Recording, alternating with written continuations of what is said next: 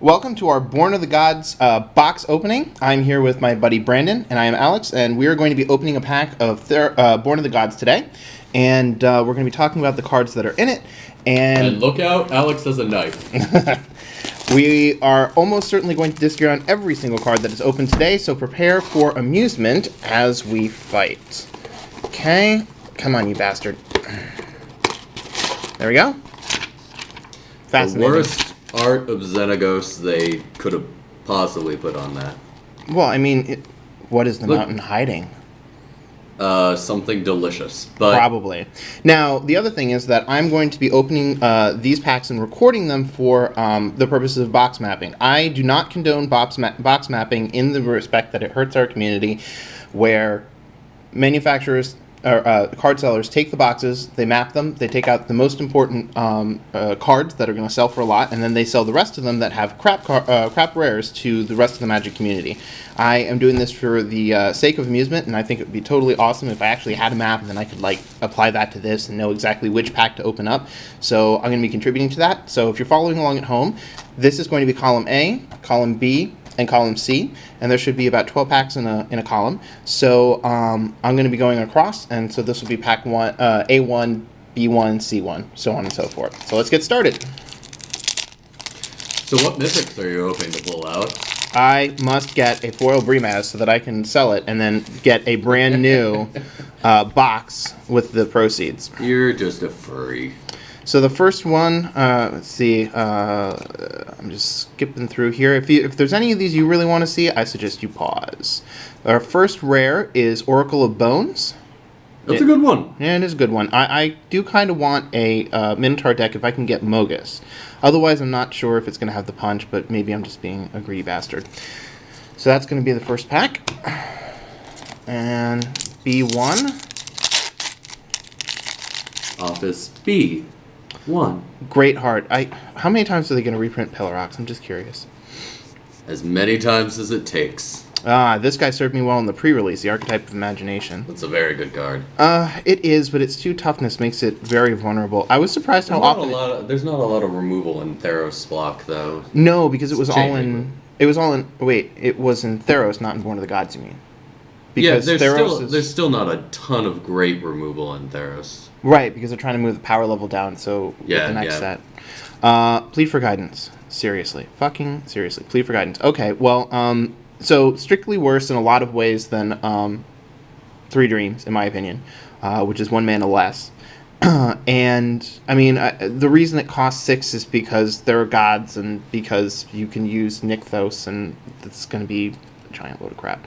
So I think that's pathetic. And I got a foil Kragma Butcher, which will be great if I get an actual Minotaur deck. I don't know if the Inspired for him will be worth it. I'll probably just try him out and see how it goes. Kragma, I played with him at pre-release, and he's one of the few Inspired cards that I think is really worth it. I mean, because in the process of attacking, which is what he wants to do, he will get more powerful. So the fact that you can just untap him regularly and not have to worry about untapping him at random times. No, this is definitely one of the many Inspired cards not worth it. Ooh, Ghostblade Eidolon. I did not get the chance to play with him in the pre-release, and I was very sad. And then Lightning Volley, which this is terrible in comparison to Flames Full State. Silent Sentinel is the rare for this pack. Also use this as the pre-release. I ended up getting 2 in my pre-release stuff. And as a result, I actually had both of them on the field at one point. And what colors did you go at pre-release again? I did white and blue because I really wanted to do enchantments. So you were hoping to go control is what you're telling me? No, I wanted to go enchantments. I mean, enchantments might have been control, but it didn't really pan out that way. You still went 3-1? 3-1. It was amazing. How many kids did you beat? 3. Yeah, and then, take that, children. And then I lost to the only person who was my age. Stuff them in the baby cannon. I don't know what to think of Sangomancy either. It's draw and lose life based on your devotion. And I mean, ultimately, since Black is trying to always get more devotion, by the time you get to 5 mana, you should have a lot, and it's probably going to be like a pretty big loss of life. Now, if you've been gaining life that whole time, it's fine, but if you haven't yet, then it's going to be a dead card for a while. Could be good with Babarabos, could also be useful, unlike most devotion cards, could be useful in a dual-colored deck. So my rare is Courser of Crufix. Good one. A really, really good one. This card was the end of my life at the pre-release. I had a terrible, terrible time facing this. It ended up gaining my opponent so much life. Over the course of 3 rounds, he gained 76 life. Or sorry, 3 games, 76 life, and won the round because he just kept gaining so much life. And it wasn't entirely due to that card, but mostly. Not easy to remove, though it is an enchantment, so there's a lot of enchantment removal in this block. Makes him a little more vulnerable, which makes him a little more palatable. Which is probably why they threw an Aspect of Hydra. Pillar of War, whatever. Another pathetic inspired creature. This one is super useful for the inspired creatures and for heroic mostly, which is where I think it's really going to shine. Tap X creatures. And then I get Fated Retribution. This is definitely something that I wanted. It is always nice. Play it on your turn, Alex. Play it on your turn. I'll do it. Totally worth the scry too. Yeah, totally worth the scry too. So I'm going to play it on my turn. Actually, I'll play it on my turn after I've already attacked. That's when that's going to happen. You'll make all these trades and you'll think it matters, but it doesn't matter. Okay. Airy Worshippers. Ragemonger. This is making the Minotaur deck move right along. It's uncommon, right? Yes. Yeah. And Afara, God of the Palace. This is one of the very few cards that I actually genuinely wanted. I desperately want to make a white-blue deck, which probably will have heroic as some sort of incidental cost, but I think that she's going to be amazing, and I can't wait to play with her. So that is my first Mythic opened. I see those fuzzy head rubs have worked. Yes, the fuzzy red to you. With all the Lux. Okay. No James around. Let's see. First one, heroic for the conscriptor. This guy, did you get him at the pre-release? No, but he's good. Yeah, he's extremely good. I was really surprised. Maybe I did, and he didn't fit in my curve. But yeah, you may be seeing more of him in a heroic deck. Yeah, I definitely think that he has a spot in there. I'm excited to get a hold of him too. Red's heroic cards in Theros were not great. What the freak? Another Afara? Well, they did say they were randomizing things more. I guess they are. So our buddy David really wants Afara, so Alex is just going to rub his nose in these. I most certainly am. Although I might owe him. Stone boobies for him. He may guilt trip me with a recent birthday. Wow, that was pretty far. I wasn't expecting that. Alex is flinging stuff at me. Friend abuse. Let's see. Thunderbrute. Thunderbrute is actually one of the few tribute cards that I actually like. A 5/5 with trample, just as a creature, pretty good. It's out of the range of most removal, at least as far as red removal goes. And then if it comes onto the battlefield and it has, it has haste if the tribute isn't paid, and otherwise it's an 8/8 with trample, which is pretty freaking good, especially in red, because creatures don't usually get that big. Archetype of Courage. This is the only archetype that I did not get at the pre-release, and it gives first strike to everything, and I'm super excited about it. So now you're gonna make a Chromanticore deck? No, you keep saying that, it keeps not happening. Ooh, I got a shiny Evanescent Intellect. I can't really see the shiny so much as dark from my angle. Yeah, but I also got Fated Return, which is a much better card. I'll take Invincibility, thanks. Yeah, it's from any graveyard, which is phenomenal if that had to somehow escape your notice. And a Scry 2 on your turn for 7 mana, I don't know. It's more useful to cast it in the middle of combat and snag something like really nasty from the graveyard and then use it to block and be like, welcome back to part 2 of the box opening. Welcome to the world of tomorrow. For 5 minutes later. Okay, so moving right into the next pack. Oh, Reap What Is Sown. This is going to be a hell of a lot of fun. Especially, I don't know that a white-green heroic deck is really going to do it, but there's some good white-green heroic creatures, and being able to target 3 creatures at once for 3 freaking mana is pretty awesome. Yeah, they were like, we're gonna make this white-green god really suck, but maybe she'll get a good card out. Drown in Sorrow. Uncommon, still totally awesome. I love this card. Strictly better than Infest and in set. And then I got another Courser of Crufix. So I'll put that over here. You are green-tastic, sir. Well, I always am. So we're on A4 now, right? C. Okay. No, wait. We should be on A4. Well, I just opened... Okay, well, maybe... I'll just leave it there, and I'll go to A4. Hopefully.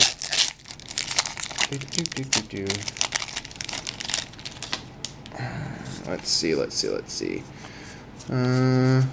Sky Reaping, whatever. Shrike Harpy, terrible. Everflame Eidolon, pretty decent with the right cards. And my very own Fated Conflagration, which a lot of people think is terrible. I think it's actually pretty decent, especially because for once you're actually paying less mana than you're getting out in damage in red, which is unusual. And Scry is very, very good in red. Red needs card draw. Red needs Scry. If it starts, fiddling off, red needs a game ender. It also is a good way to clear out a pretty decent-sized creature on the other side of the field and swing, which is one of the few cards you might actually want to cast during your turn. Thunderous Might is probably pretty much here for like the Minotaur decks. I might be considering using it. I don't know how great it's going to be, so I'll give it a shot. Area Worshippers, whatever. Sunbond is actually kind of a lot of fun if you use Sun Guide of Roscos, the monk cat warrior creature. There's you can use Afara's Radiance and then tap and you gain like 5 life and then a creature will gain 5 counters. It's kind of a lot of work to go through and it's the 3-card combo, but if you're doing it in Constructed, it's probably going to work out for you just fine. And then the card is Whims of the Fates. Oh yeah, it's the randomness generator to troll everyone. This is a very Eric card. Oh, is Eric a Timmy? No, Eric is a random generator. Well, that's a pretty Timmy, I guess. That's like an essence of Timmy. Okay, so we're on C4. Yes, I hope. Springleaf Drum. This is for all your pathetic Inspire shenanigans. It's here to trick players, basically. That artwork is so much better than the original artwork. Well, I have to be honest. I did think that slamming a drum with a herring was pretty funny. And then another Drown in Sorrow, which is phenomenal. I'm going to keep all of these. And a Forge Stoker Dragon. And I'm so glad that I traded Felder for his pre-release version of this, because the art for this one, he looks kind of... So, anyways, I don't really like the artwork, but I'm going to move on with my life. He's useful, though. He was useful in pre-release, so I was glad I had him. Well, and as you know, I have that Dragon Commander deck, so he might have a space in there, but I think he's going to be outclassed by a lot of other dragons. But I also have Purphoros, so at some point I need to make a red deck. Or the rawr yeah, deck. Rawr. Okay, a Crowan Phalanx. Anyone want to play red-white? Me. Pretty much it. This guy served me pretty well in the pre-release. I had a situation where somebody had a Forge Stoker Dragon on the field, and it was my turn, and I cast Retraction Helix on this, and then I gained a Cat Warrior, and I went and did a whole bunch of stuff with the rest of my turn, and then he thought at the end that I was going to forget to return his Forge Stoker Dragon to his hand, and then I was like, I'm going to end my turn. After tap, you return it to your hand. And he was like, no! This is... I don't really like it that much. I heard a bunch of people said that this thing was actually pretty good. Siren of the Silent Song. It discards a card. Is it? As far as the inspired creatures go, this one's playable. Ooh. Yeah, he is pretty playable. And Nessian Wild's Ravager. This thing actually kicked my butt a little bit in the pre-release, and I trashed it thoroughly beforehand, and I'm still not a huge fan of it, but I'll take it. Maybe I can use it as trade fodder for all the people that want to do those very expensive Hydra decks. Oh, Hydras. The new Iconics for green. Pretty much. Somebody was talking to Mark Rosewater about how the other Iconics all have flying, dragons, demons, sphinxes, angels, and yet we rarely, or if ever, have seen a Hydra with reach, and Mark Rosewater was like, oh yeah! I knew I was forgetting something. We should do something like that. Archetype of Finality. I'm kind of a fan of this card. I mostly like the fact that it gives things Death Touch. Losing Death Touch, I can't think of a time when I've ever been like, thank God my opponent lost Death Touch. But, if I'm playing against any of my own decks, it might be relevant. And then Grave Robber Spider is freaking hilarious. I'm not going to build a red-black deck, I'll tell you that right now, unless the next set is phenomenal. But, yeah. And then another Oracle of the Bones. O-O-B. Do.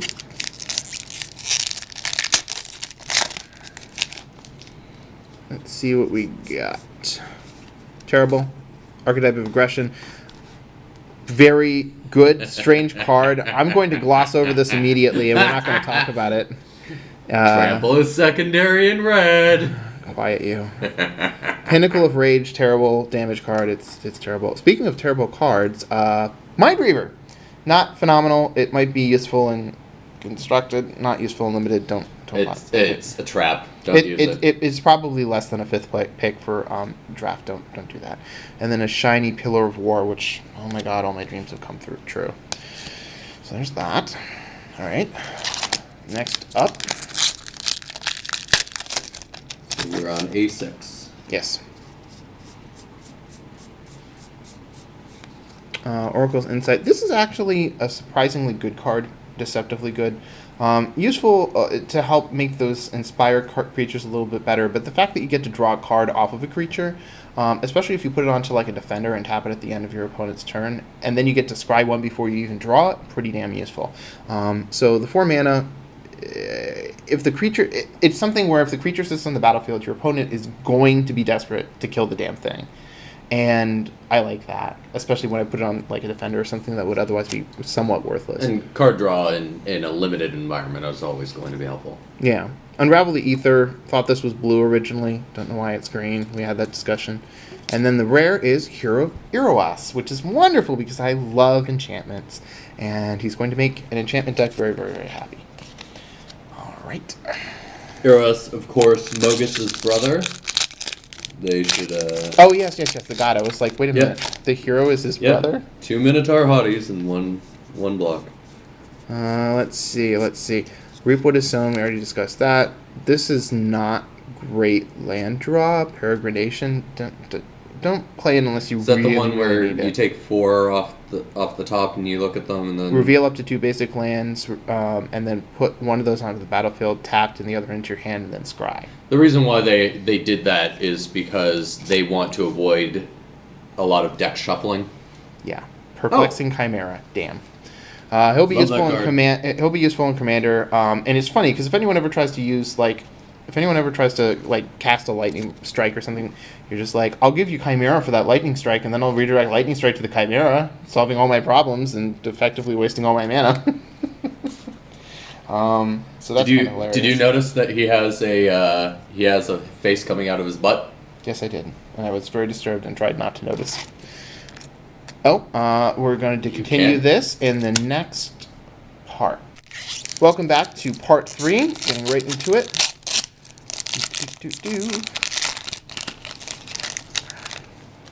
Okay, let's see what we got.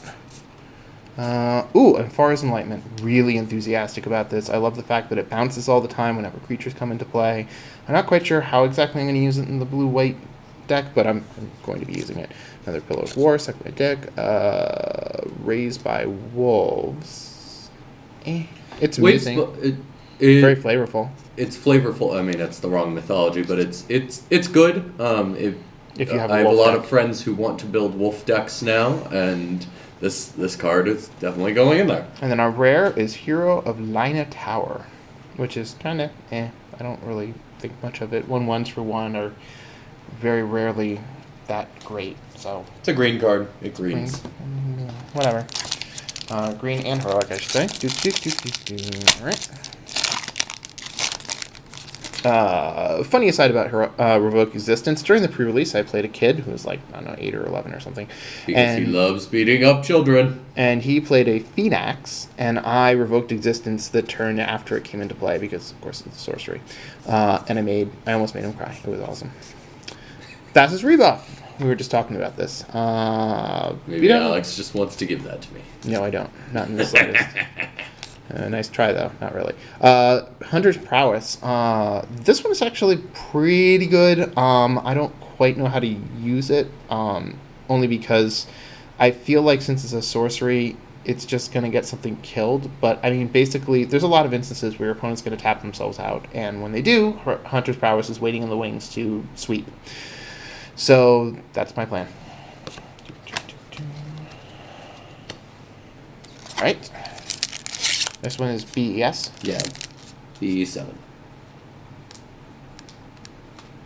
Okay, just making sure.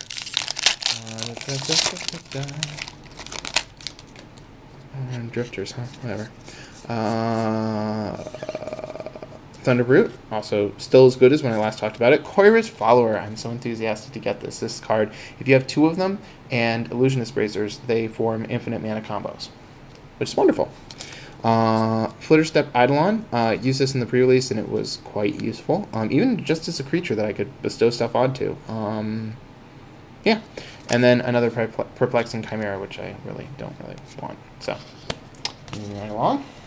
You don't want Chimera in butt? No, I do butt not. Face? I do not want Chimera butt face. I just don't want to imagine how it poops. So, Peregrination still as bad as last time. Archetype of Courage, just as good as last time I talked about it. Everflame Eidolon still good, and Fate Unraveler. This one's pretty decent. I just thought it was kind of funny that it was in the same set as Spirit of the Labyrinth, because it's like you draw the cards and you take all this damage. It's like, well, I'm only gonna draw. No one's drawing more than 1. And I was like, well, you ruined my fun. The Fate Unraveler does not appreciate this. Right. Yes. The next day. The next A. A. Stupid. I know. Alright. A is for S. Chimera. Stormcaller of Keranos. The picture is kind of...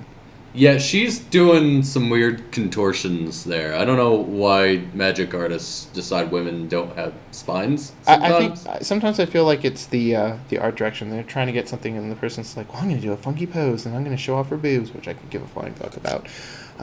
Ornithark. Ornithark is quite good. I never got to play this in the pre-release. I was super... Actually, I played it once, and I think I got birds out of it. But either way, you get 5 power out of it, so it's pretty good. And BioBlight, I am such a huge fan of this card. So delicious. Yum. It destroys tokens like nobody's business, which is great because there's so many fucking tokens in this set. And black can deal with them quite quickly. And then I got a Fated Intervention and a Culling Mark as a foil, which is kind of whatever. But Fated Intervention, I don't know. Why would you ever play that on your turn? Unless you have some other sorcery that can only occur on your turn. I mean, but the main reason to not play it on your turn is so that if these things are going to survive, then you want them to not have summoning sickness. And that's the reason to not cast it on your turn. I'm sure there's a reason to cast it, but I just lack the imagination. No, and also, I'm in a bit of a rush because I'm trying to open up as many packs as I can per before part. the camera dies again. Now, if you come up with one, please put it in the comments below, and we will evaluate you as only the internet can. And let's see, Gorgon's Head. This is phenomenal on the Ford Stoker Dragon. Giving it Death Touch and then just go ping, ping, ping, ping, ping, and destroy everything. Archetype of Finality. Kind of hilarious. Yeah. Your artifact is no longer useful. Damn. Siren of the Fang Coast. This card is terrible. Please don't play it. This tribute is super bad. It's just bad. Bad. Acolyte's Reward. Fucking awesome. And then I got Temple of Malice, which I think Mr. Brandon will be very jealous of. He pulled out some cards in his own box. I got my Mogus. I don't know where it goes. It goes here. And number 2, I want another Mogus. And number 3, I want a Kiora riding Mogus. Foil Kiora riding Mogus. Yeah. Got to dream big, Brandon. All right. So next, Archetype of Endurance. It's 8 freaking mana. This is a commander card if ever I've seen one. And I don't even know that it's a commander card. Well, if you throw it into a commander deck, be prepared for all your friends to hate you or play mass removal because, they're gonna hate you. This card will slow down all your games. You will be there for 4 hours playing the freaking commander deck, and it's just please don't do that to your Probably friends. not going to get there. I mean, it's necessarily expensive, but Another Hero West. Yeah, it pretty much is, and green is gonna push up there, and I feel like a lot of these cards are as expensive as they are because of Nykthos, because you have to account for the fact that people are going to have 8 trillion mana based on their devotion. I can never seem to get there with my Nykthos. I don't know why that is. I do. It's called Doomblade. Yeah, our blue-black matchups don't tend to go well for me. Another Kiora's Follower. That is absolutely priceless. Thunderous Might. Lightning Volley. This is a terrible card. Please don't play it. It's really, really, really, really bad. It's bad. So bad. Please don't do it. Parametra. God of the Harvest. I actually did want one of these. originally, but now I'm not quite sure what to do with it. And You mean the white-green player wants a Karametra? Do go on! I'm stunned. I am terrified of this card because I was really concerned that they were going to release that creature right there. If you look closely, it looks like The weasel? It looks like a dragon. Like the head of it looks like a dragon, but then the rest of it, the coloration down here looks like a ferret. So it's a dragon ferret, and she has a dragon ferret as the god of the harvest for no reason. And I was like, they're gonna release it as like some other creature. It's green white, and it's gonna like help her, and they never did. And I was so thankful because dragon ferret as a creature type would kill me. They may do it in the next set. No, Maybe nope. we'll eat Nope. Xenagos. Nope, it's not gonna happen. Carmen, Maybe, we are on B, maybe. right? Huh? B. Yes, B9. Okay. If you need to, you can just tear it off and use the back, I guess. Yep. Whee! Okay. This is not one of the good ones. The fact that it has haste is pretty useful. I don't really think it's that great. The tokens for this is actually quite pretty, but yeah. Just as good as it was before, just as good as it was before. And another Fellhide Spellbinder. Gee, oh, wait a minute. No, I don't have this one yet. I was gonna say, I didn't think I'd see it. Yeah, Did you just call the elemental untapped token maker? Did you just call that not good? It's good. It has haste. It's pretty good. Yeah, it'll get out. It'll get out. But there's a spark jolt and a couple of things that do just 1 damage to everything on the field. Yeah. Yeah. But you still have to deal with it until then. And then I also got a foil Temple of Plane to go along with Karametra. So, welcome to part 4 of the box opening. Let's see what we get in our first pack of this part. Another Siren of the Fang Coast. Whatever. Mellitus Astronomer. I think this is actually probably going to end up going into the Afara deck. I have to sort of like do some play testing in my head to see how that works out, because ultimately, I don't know. It could be good. I agree, it could be good. It could be good. You'll have to kind of play around with it, and yeah. But it's going to be, I think some moments at the lab. It's pretty much going to be 1 of 3 cards, a land, a creature, or an enchantment, because I don't really think I'm going to have instants or sorceries in those decks. So, 1 of 3 isn't so bad, but if I have any instants or Afara sorceries... doesn't exactly want a bunch of instants and sorceries either. But I can reveal enchantment creatures with this, which is Right. part of the other bonus, and then I activate her ability. So you can't use that to bestow. No. Yeah, because you're not casting it from here. And then my rare is a Satyr Fire Drinker, which is going to be phenomenal, because I have a Porphyros, and I have been looking for a deck to make with him, so I'm probably going to do some pure red monstrosity. Or maybe I'll do something with Eros You're going to do a direct damage deck? Maybe. Because I think, is it a spell? It says instants or sorceries, and I'll have plenty of those. Yeah. But either that or I'll wait until Eros and then try to do something with Heliod and Yeah, Porphyros. Satyr Fire Dancer. Good card. Very good card. Charging Badger. And then Ghostblade Eidolon. Still just as good as the last time I talked about it. Fastest rebuff. This one you kind of have to really work for. In a mono blue deck, it'll do you golden. In Constructed. In Constructed, it's pretty damn good. Yeah. But in Limited... Maybe not. I mean, there's not a lot of counter spells in Limited right now, so in a pinch, it might do you just great. Yeah. Siren Song Lyre is actually a little bit better than it sort of sounds like initially. It is a pretty decent mana cost, because it's like 3 sets of 2, so you pay 6 mana total just to tap your first creature. But it is useful because one of the things you can do is tap down big bestowed monstrosities. Then nothing gets topped off of it. They all stay on there, and then it's out of your way for you to try to alpha strike them. You can also two-for using you can use the inspired mechanic using this thing. It's a little spendy for what it does. It is what I'm thinking. But ultimately, if you're in a position like this, you're probably going to be stuck if you need to use it. It's basically a limited card. I don't see it in Constructed. Yeah, it's not making Constructed. Oh, another Temple of Plenty. Well, I'm certainly getting my money's worth on the You're rare getting lands. plenty of the plenty. Yes, I am. It's interesting. Okay. Come on, you bastard.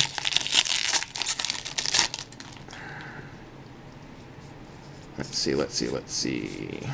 Archetype of Endurance, a Pinnacle of Rage, still terrible. Raised by Wolves, still flavorful. And a Painseer. Don't really know what to make of Painseer. It might be one of the inspired cards that's good. I still think that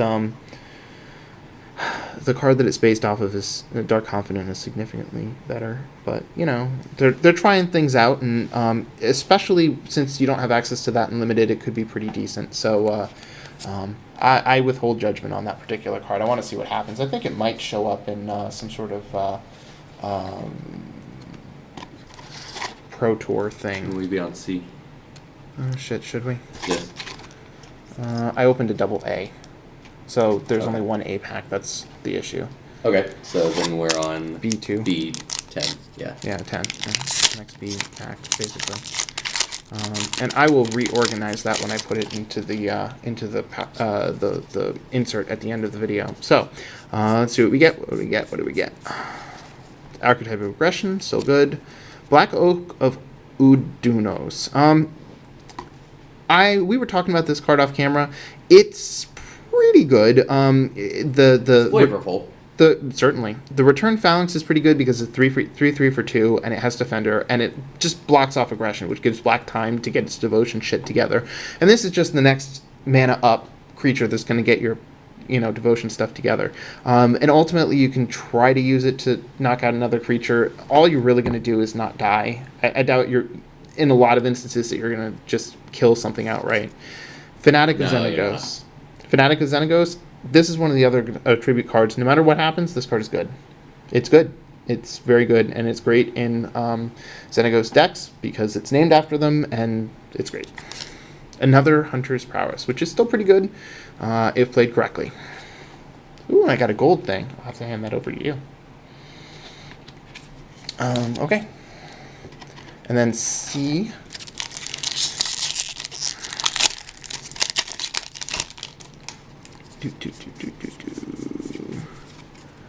Ferris Brown Riders. This is the Inspire version, the one that creates tokens. It's 6 mana before you can even pay 3 mana to do it. And basically, the reason I don't really like these creatures, agree with me or not, is because you end up having to pay 3 mana. And so if you've already gotten to 6, that's half your mana. And then what else are you going to do that you drew that turn that you could, when you don't have cards later in the game, these things are okay, because at least it's something to spend your mana on. But you shouldn't be playing them thinking that you're ever going to get to the point where you're actually creating tokens, because it's not going to happen. And it's a situation where you're losing that you're actually going to, or not have something good to play that you're going to be playing them. Gorgon's Head, still quite good. Dawn to Dusk is another very, very good card, definitely going in a Afara's deck. Being able to return something and then set your opponent back by destroying an enchantment, especially when you can just flat out destroy a bestow creature or a creature that has an enchantment that doesn't have bestow, it's very good. And a Temple of Enlightenment, very nice. In all the lands. Yes, I am. I think that's pretty good. Some of the rares in this set are a little lackluster, so getting the lands, which are always going to be valuable. Right, so skip the A, we're going to go to the B. Yep. Whoops, I had it backwards. Forlorn Sudama, Melit's Astronomer, Flitterstuff Eidolon, still good. Eidolon of Countless Battles, and a Foil Mortal's Ardor, which is pretty cool. I'll put that over there, and then this goes into the rare pile. Alright.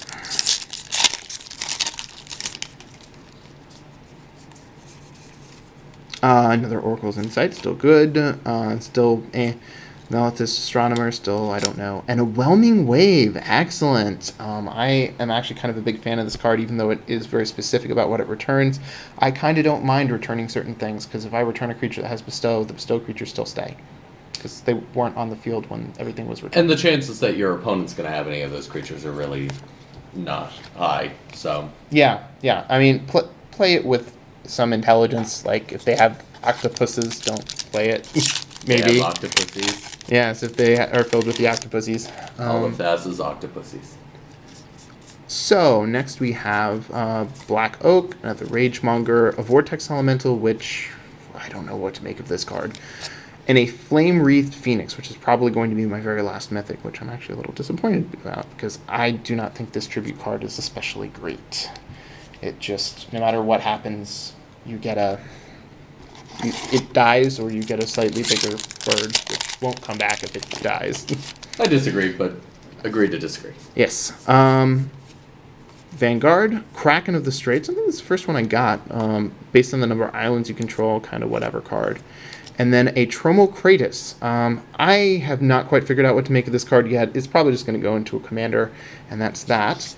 And then, for the very last pack, I'm just going to skip straight to the rare.